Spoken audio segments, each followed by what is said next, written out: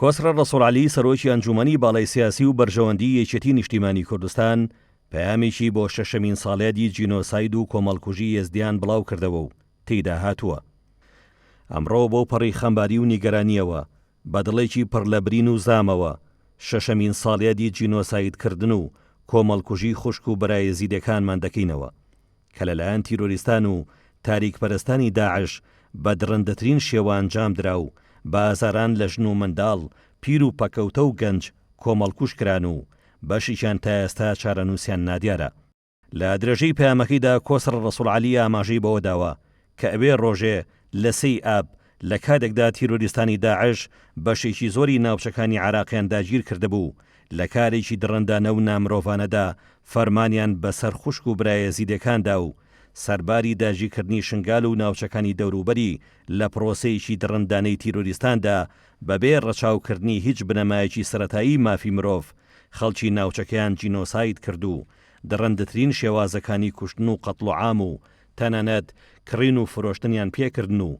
بەداخەوە تا ئەمڕۆ ژمارەیەکی زۆر لە خوشک و براکانمان چارەنووسیان نادیارە و لە چاوەڕوانی گەڕانەوەیانین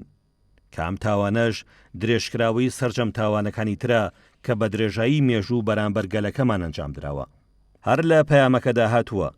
دوای 6 ساڵ لەم تاوانە قێزەونە سەرباری ئیدانەکردنی ئەم تاوانە دڕندانەیە داواکارم هەوڵەکانمان بخێنەگەڕ بۆ بە جینۆساید ناساندنی ئەم تاوانە دڕندانەیە لە کۆمەڵگەی نێودوڵەتی و سزادانی بکەرانی ئەم تاوان و کۆمەڵکوژیە و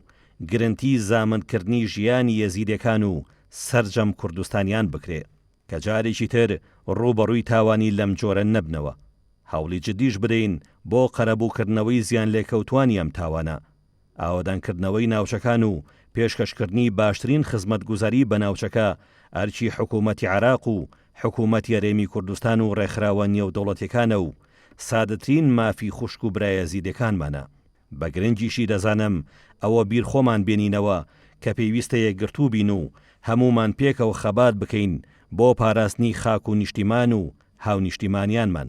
هەر کاتێک یەکدەنگ و یەک هەڵوێست بین دەتوانین دەستکەوتی باش بەدەست بێنین. کۆسرە ڕەسوڵعەلی دەژڵێ لە کۆتاییدا ڕاشکاوانە دەڵێم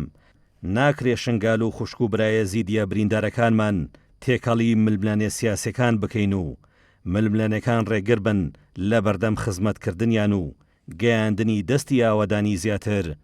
بۆ ناوچەکە.